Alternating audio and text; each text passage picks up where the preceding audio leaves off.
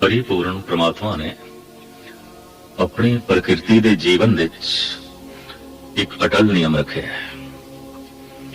हर जीवन नूं तीन पड़ावां विचों लंघना पैंदा है। चाहे वो पत्थरां दा जीवन है, चाहे बनस्पति, चाहे वो पशुओं का जीवन है, चाहे पंछियों का, चाहे वो मनुखों का जीवन है।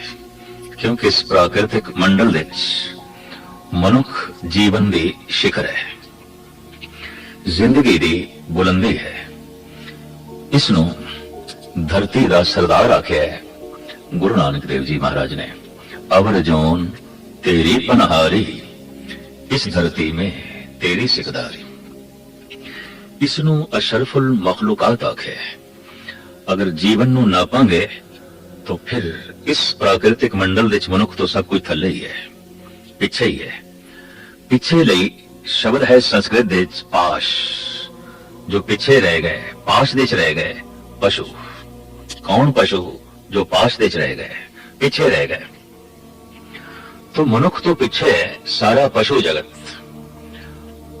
और इस पाश जगत विच, इस पशु जगत विच चौपाई जानवर आ जाते ने, पंछी आ जाते ने, वनस्पति आ जाती है, हथा की कुछ जड़ जीवन पत्थर भी आ जाते हैं।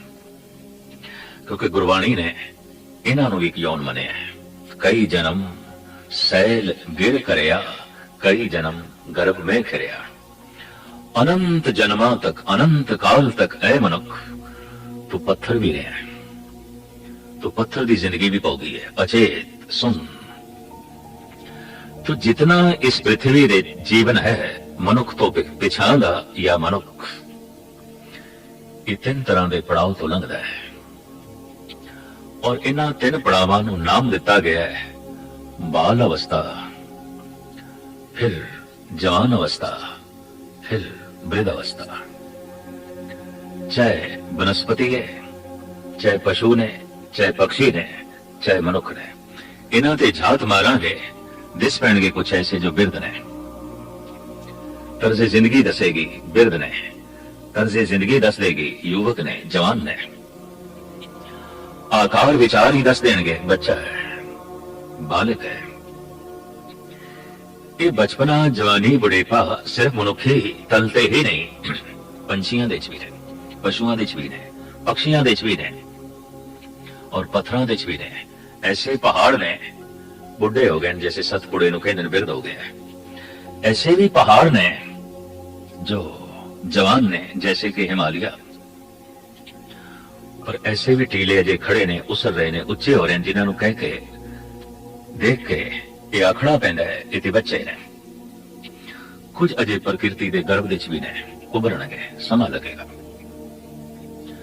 लेकिन गल ते अशरफुल मखलूकात मनुख दी है, जो धरती का सरदार है। गल ते इसदी करनी है। यही एक जीव है जो एक तरह की जिंदगी नहीं जीवदा, कई तरह का जीवन जीवदा है। इसका समाजिक जीवन है, इसका कुछ राजनैतिक जीवन है, इसका कुछ अध्यात्मिक जीवन है। पूर्ण पुरख उसनों कहते ने जो समाजिक तल ते पूरा है, राजनैतिक तल ते पूरा है, धार्मिक तल ते पूरा है। बड़ा सोहना शब्द है गुरबाणी का, पूर्ण पुरख, मुकम्मल इंसान, पूर्ण पुरख। वो पूरा है जिसका समाजिक जीवन पूरा है, वो पूरा है जिसकी राजनैतिक सोचनी पूरी है, वो पूर्ण है जो धार्मिक तल ते पूरा है। ये असी किस तरह नापांगे कि इन्हां जिंदगी दे भी, इस तरह की जिंदगी दे भी समाज, राजनीति ते धर्म दे भी बचपना है, जवानी है, वृद्धावस्था है, बुजुर्गी है। शरीरक बचपना अखां नाल देखा जाता है, समाजिक बचपना देखना है तो दिमाग नाल देखना पड़ेगा, अंदर दी अख नाल देखना पड़ेगा। शरीरक जवानी देखनी है, अखां नाल दिखाई दे जाती है, जवान है। पर किसी का राजनैतिक तल ते बालग होना देखना है तो फिर अंदर दी अख चाहिए, अंदर दी सूझ चाहिए। कोई धार्मिक तल ते पूरा है, इते वेखण वास्ते पूरी अख चाहिदी है अंदर दी। पर कोई शरीरक तल ते बुजुर्ग है, पूरा है, बुढ़ा हो गया है, इते अखां दा विषय है। अखां ही दस देंदियां ने ये बुढ़ा है, लेकिन अख ये नहीं दस सकती ये धार्मिक तल ते किथे खड़ा है। अख ये भी नहीं दस सकती ये समाजिक तल ते किथे खड़ा है। अखां ये भी दसण विच असमर्थ ने कि ये राजनैतिक तल ते किथे खड़ा है। इते अंदर दी अख खोलनी पेगी। पर अक्सर एक बदकिस्मती रहिंदी है, अंदर दी अख अक्सर मनुखां दी बंद ही रहिंदी है। बाहर दी अखां ये दो ने, अंदर दी अख वो एक है। और वो मनुख दे अंदिश करन नूं वेख सकदी है, वो प्रकृति दे अंदर झाती मार सकदी है, वो अख बहुत गहरा वेख सकदी है। ये अखां इतनियां गहराई तक नहीं जा सकदियां। पर देखण विच आउंदा है एक दिन ये दो अखां भी हमेशा लई बंद हो गईयां, वो अख खुली ना। दोए दीवे बलंदियां मलक बैठा आए, गढ़ लीता घट लुटिया दीवड़े गया बुझाए। बाबा फरीद कहते ने आया एक दिन मौत दा मलक, अपने नाल ऐसा तूफान ले आया, दो अखियां दे दीवे बुझा गया।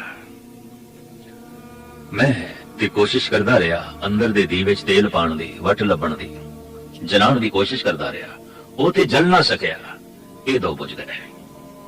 जीवन अंधकार बई हो गया, जीवन मसिया दी रात बन के रह गया, जितके जिंदगी मिली सी नूर होण लई, प्रकाश होण लई, चानण होण लई, इते अंधकार बन के रह गई। वो जद तीसरी अख खुल जाए तो ऐसे पुरुष नूं कह दिता जांदा है त्रिनयनन, तीन नेत्रां वाला। त्रिलोचन, लोचन अखां नूं कहंदे ने, त्रिलोचन इहदे कोल तीन नेत्र ने, इहदे कोल तीन अखां ने। अक्सर हर मनुख नूं असीं कह सकदे हां दोए लोचन, दोए लोचन। त्रिलोचन जो हो गया वो ते संत है, वो ते भगत है, वो ते धार्मिक तल ते बुजुर्ग है। त्रिलोचन धन गुरु गोबिंद सिंह जी महाराज 24 अवतारां दी कथा विच शिव जी नूं कहंदे ने त्रिनयनन, बरी पुत्र का ताहे को प्यो त्रिनयनन, ये तीन नेत्रां वाला। कहंदे ने ये दो अखां खुलियां संसार दा असली रूप दिखाई देंदा है। किसे किसे नूं दिखाई देंदा है, अजे बच्चे नूं नहीं दिखाई देंदा। नवे बच्चे जन्मे नूं ते मां भी नहीं दिखाई देंदी, उन्हें कोई पता नहीं मां है। सामने प्यो खड़ा है, उसनूं कोई बोध नहीं है मेरा पिता है। सामने बहन खड़ी है, इसनूं कोई ज्ञान नहीं है मेरी बहन है, ये मेरा भरा है। अजे अखां इसदियां दो खुलणगियां, सहजे सहजे खुलणगियां, सहजे सहजे संसार दी असलियत प्रगट होवेगी। पर जिस दिन तीसरा नेत्र खुलदा है, संसार भस्म हो जाता है, निरंकार प्रगट हो जाता है। ये एक मिथ है कि शिव जी जब अपना तीसरा नेत्र खोलदा सी, जो कुछ सामने सी भस्म हो जाता सी, वाकई भस्म हो जाता सी। संसार निरंकार का रूप दिखाई देने लग पैंदा सी, संसार खत्म हो गया, निरंकार प्रगट हो गया। ये तीसरा नेत्र संसार नूं भस्म कर देंदा है, निरंकार नूं प्रगट कर देंदा है। जिस भी किसी दा खुल जाए त्रिलोचन, तीन नेत्रां वाला, मनुख दे अंतਿਸ਼ਕਰਣ दे प्यास ते है ये अख मेरी खुले। इस वास्ते बहुत सारे लोग ते अपना नाम भी यही रखते ने, मां बाप अपने बच्चों का नाम रख देंगे त्रिलोचन, तीन नेत्रां वाला। भावें अजे दो अखां भी टंगदियां नहीं खुलियां, अजे संसार नूं भी देखण दे च असमर्थ है, लेकिन त्रिलोचन, त्रिलोचन धर्म दी दुनिया विच एक शिखरमई अवस्था है। तीसरा नेत्र खुल गया तो खैर, जैसे शारीरिक तल दा बचपना है, जवानी है, वृद्धावस्था है, कोई समाजिक तल ते भी बच्चा हो सकता है। उसके रिश्तियां दे पुख्तगी नहीं होगी, ਉਹਦੇ ਸੰਬੰਧਾਂ ਵਿੱਚ ਪਕਿਆਈ नहीं होगी। बच्चा खिडौणियां नाल खेडदा है, तोड़दा है। समाजिक तल ते जो अजे बच्चा है, सवेरे संबंध जोड़दा है, शामी तोड़दा है, शामी जोड़दा है, सवेरे तोड़दा है। रिश्ते बनदे ने, टुटदे ने, बनदे ने, टुटदे ने। मिट्टी दे घर बनाना फिर मिटाना बच्चियां दा कम, बनाना मिटाना खेड। संबंध जोड़ने ने, तोड़ने ने। ये समाजिक तल दा ਬਚਪਨ ਹੈ, ਸਵੇਰੇ ਰਿਸ਼ਤੇ ਜੋੜੇ ਨੇ, ਸ਼ਾਮ ਨੂੰ ਤੋੜ ਦਿੱਤੇ ਨੇ, ਸ਼ਾਮ ਨੂੰ ਜੋੜੇ ਹੈ, ਸਵੇਰੇ ਤੋੜ ਦਿੱਤਾ ਹੈ। तो किधरे किधरे कौमी पद्धर ते देश पद्धर ते भी समाजिक बचपना दिखाई देता है, किधरे किधरे राजनैतिक बचपना। राजनीति भी सारी इसी आधार ते खड़ी तोड़ फोड़ थे, ये जोड़िया वो तोड़िया, वो तोड़िया ये जोड़िया। इस जोड़ तोड़ ते जिस मनुख की राजनीति खड़ी है तो एक गल स्पष्ट हो गई, ये राजनैतिक बचपना है। धार्मिक बचपना, जो धर्म नहीं है उसनों ही धर्म समझ लेना। गुड्डी गुड्डे दा विआह करदे पैने बच्चे व्यर्थ, ये विआह खेल हो सकता है। जो अजे धार्मिक तल ते बचपना बचपन दे दौर चो लंघ रहे है, ओदे सारे कर्म खिडौणियां तो ज्यादा कुछ भी नहीं होंगे, और खिडौने भी गुड्डे ते गुड्डे दे। भगत कबीर कहंदे ने माथे तिलक हथ माला बाना, लोगन राम खिलौना जाना। अगर राम खिलौना है तो खिलौनियां नाल बच्चे ही खेडदे ने। जो धार्मिक तल ते बच्चा है, राम खिलौना है। राम कोई वास्तविकता नहीं है, राम कोई सच्चाई नहीं है, राम कोई हकीकत नहीं है। खिलौना खेडना है, मन दा परचावा, सिर्फ मन दा परचावा। जैसे बच्चा खिलौनियां नाल खेड रहा है, मन दा परचावा। ये जरा शरीरक तल ते वड्डा हो गया, इसदे परचावे जरा वड्डे ने, इहदियां ख्वाहिशां जरा वड्डियां ने। तो खिडौना भी बहुत वड्डा चाहिए है, और मामूली खिडौना नहीं, राम दा खिडौना चाहिए है, ईश्वर खिडौना चाहिए है। ताए खेडे क्योंकि ख्वाहिशां बहुत वड्डियां, कामनावां बहुत वड्डियां, वासना बड़ी अपार। तो खिडौना भी कोई बहुत वड्डा चाहिए है, तो राम खिडौना है, खेडना है। ये तीन तरह की जिंदगी दे तीन तरह के पड़ाव मिलते हैं, बचपना, जवानी, वृद्धावस्था। समाजिक जीवन दे, राजनैतिक जीवन दे, धार्मिक जीवन दे। चूंकि गल करिए धर्म दी, ते धर्म ही एक ऐसा विषय है जिन्हों समझ लीए तो सब कुछ समझ लिया, जिन्हों नहीं समझिया तो कुछ भी नहीं समझिया। महाराज दी बाणी दा फरमान बड़ा सुंदर, सोई अजान कहे मैं जानिया, जानन हार न छाना रे। धर्म नू जानिया नहीं, परमात्मा नू जानिया नहीं, जानकारी बहुत इकट्ठी की है, और कहंदा मैं ये जानदा, मैं ये जानदा, मैं वो जानदा। बादशाह कहने तो कुछ भी नहीं जानता, अनजान है। की होया तू वनस्पति शास्त्री बन गया, की होया जे तू अर्थशास्त्री बन गया, की होया जे तेनों शरीर की कुछ समझ पै गई है, वैद बन गया, की होया जे तेनों कोई थोड़ा जा फिलसफा घोटना आता है, अजे जीवन की मूल सता का तेनों कोई बोध नहीं, अनजान। बहुत सारियां दा ज्ञान अनजानपणे दी बुनियाद ते खड़ा होता है। इसनूं इंज कहिए, बहुत सारियां दा महान ज्ञान महान अज्ञान ते खड़ा होता है। आधारशिला अज्ञान है, ऊपर ज्ञान खड़ा किया है, तो वो सारी जानकारी बेमैनी हो जाती है जितने चिर तक धर्म का ज्ञान ना होवे। कहंदे ने एथेन दा प्रसिद्ध संत सुकरात बच्चियां नाल खेडदा खेडदा बचपन दीयां गल्लां अक्सर कहंदा सी, ऐसा कुछ भी नहीं जो मैं नहीं जानता, मैं सब कुछ जानता, मैनू सब कुछ बोध है, मैनू सब कुछ दा पता है। पर सुकरात कहंदे ने जद मैं जवान होया तो छोटे होंदियां बच्चियां जो मैं बोल बोलदा सी, वो बोल जद मेरे सामने आउंदे सन तो शर्म नाल अखां झुक जांदियां सन। मैनू जवानां दी महफिल विच बैठ के कहना पिया, कुछ ऐसा भी है जो मैं नहीं जानता। और यही महापुरुष कहते अज मैं बुढ़ा हो गया, एक गल मैं दावे नाल कहना और सही ते सच्ची, मैं कुछ भी नहीं जानता, मैंने कुछ भी नहीं पता। जिस जिसनों भी मैं ज्ञान आखिया उते अज्ञान साबित होया। धर्म नू जाने बिना कुछ भी नहीं जानिया, प्रभु नू जाने बिना कुछ भी नहीं जानिया। सारी जानकारी रेत दा ढेर साबित हो जाती है अगर परमात्मा नू नहीं जानिया, ईश्वर नू नहीं जाने। धन गुरु अर्जन देव जी महाराज ने धर्म दियां इस अवस्थावां नू जिस ढंग नाल खोलिया है, वो मैं उन्हां दे शब्द दी विचार नू पेश कर लिया। भुज बलवीर ब्रह्म सुख सागर, गरत परत गह लेहो अंगुरिया। सर्वन न सुरत नैन सुंदर नहीं, आरत द्वार रटुत पिंगुरिया। ਧੰਨ ਗੁਰੂ ਅਰਜਨ ਦੇਵ ਜੀ ਮਹਾਰਾਜ ਫਰਮਾਨ ਕਰਦੇ ਨੇ, हे ਪ੍ਰਭੂ, ਹੈ ਤੇ ਸਹੀ ਮੇਰੇ ਕੋਲ धार्मिक जीवन, पर यह जीवन ऐसा है जैसे किसी मां की गोद दे उसका बच्चा, एक मासूम बच्चा, और उस बच्चे को यह भी नहीं पता है मेरी मां है जिसने मैनू गोद च लिया है, अज जमे है, 1 दिन का है, 10 दिन का है, 15 दिन का है, बैठा तो मां की गोद च है, सो रहा मां की गोद च, लेकिन गोदी का कोई ज्ञान नहीं, कुख का कोई ज्ञान नहीं। पिला रही है, रिजक दे रही है, दुध मां, पर रोजी दे हिंद दा इसनू कोई बोध नहीं है। परचा रही है, खिड़ा रही है अपने हत्थां नाल, पर ये हथ की ने, कुछ भी ज्ञान नहीं, कुछ भी बोध नहीं।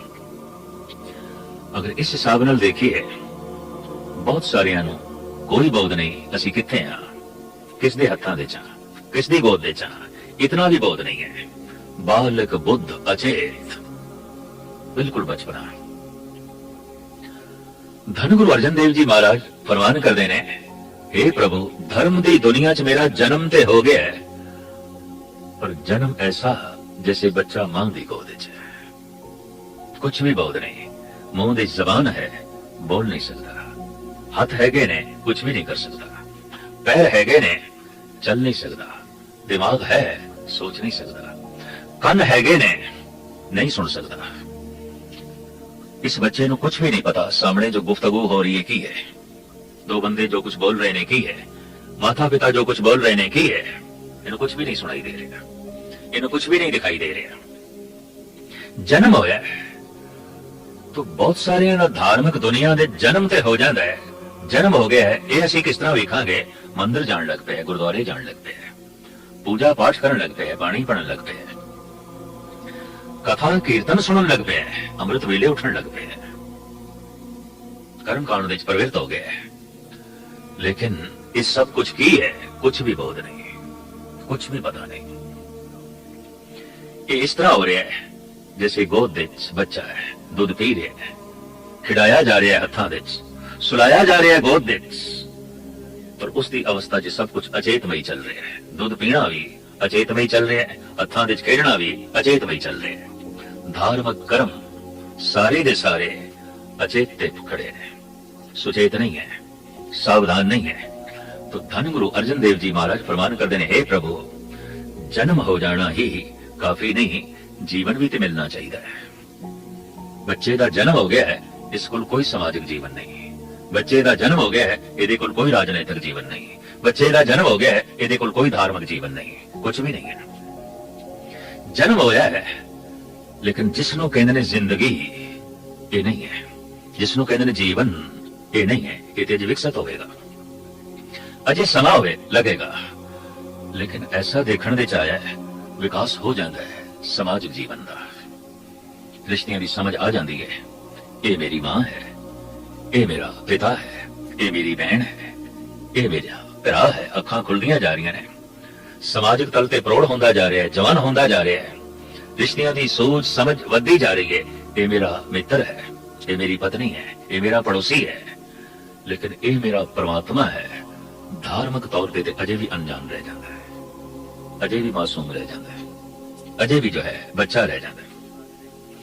एक दिन राजनैतिक तल ते भी प्रौढ़ हो जाता है, सियाणा हो जाता है, और राजनैतिक लोगों दी गल्लां दे उत्ते उसका विश्वास नहीं बनता।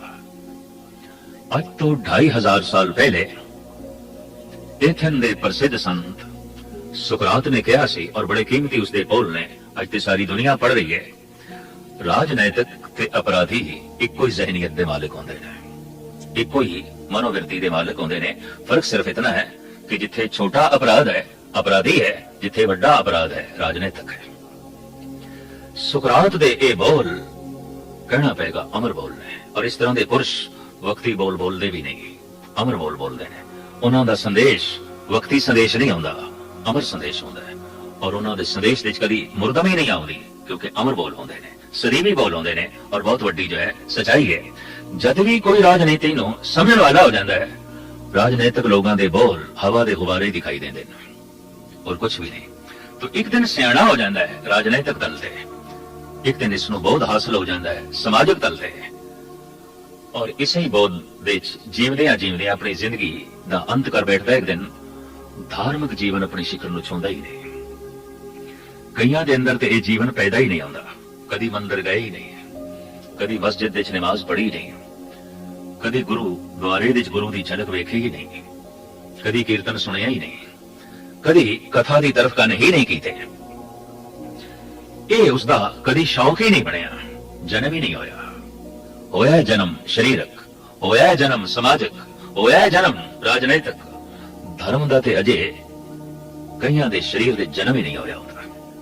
पर जी हो भी गया जन्म तो जीवन नहीं है। धन गुरु अर्जन देव जी महाराज फरमान कर रहे हैं हो गया जन्म, लेकिन हे प्रभु अजे मैनू चलना ते आया ही नहीं, तेरा दामन पकड़ना ते आया ही नहीं, तेनू वेखना ते आया ही नहीं। अगर एक बच्चे नो मां नहीं दिखाई देती, प्यो पिता के रूप नहीं दिखाई देता, अजे नवजायद है, अजे इसनू कुछ भी बोध नहीं, कुछ भी समझ नहीं, गुरु के रूप नहीं दिखाई देता, प्रभु के रूप नहीं दिखाई देता, इसनू कहना पेगा धार्मिक तल ते अंधा है।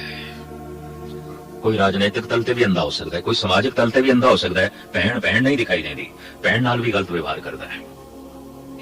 मां नहीं दिखाई देती, मां नाल भी रिश्ता इसका ठीक नहीं। पिता नहीं दिखाई देता, इस नाल भी संबंध गलत ने। पत्नी नहीं दिखाई देती, पति नहीं दिखाई देता। कई समाजिक तल ते भी अंधे होंदे ने, भरा नहीं दिखाई देता, मित्र नहीं दिखाई देता, पुत्र नहीं दिखाई देता, और इन्हां नाल ऐसा अनाचार वो कर बैठते ने भरा नाल नहीं कर सकता, एक प्यो पुत्र दे नाल नहीं कर सकता, एक पति पत्नी नाल ऐसा व्यवहार नहीं कर सकता, और एक पत्नी इस ढंग नाल पेश नहीं आ सकती। तो कई ते समाजिक तल ते भी अंधे होंदे ने, समाज दे रिश्ते भी नहीं दिखाई देते। कई राजनीतिक तल ते अंधे होंदे ने, लेकिन बहुते अंधे धार्मिक जगत विच मिलणगे। इस वास्ते गुरु नानक ने ते ऐलानिया कह दिता, अंधे ए ना आखियन जिन मुख लोयण नाए, अंधे से ही नानका जो खसमों को थे जाए। धार्मिक दुनिया विच सारी सूरदास बने हुए ने, अखां बंद खुलियां ही नहीं, न प्रभु दी झलक न गुरु दी झलक, अजे धार्मिक तल दा जीवन प्रगट ही नहीं होया।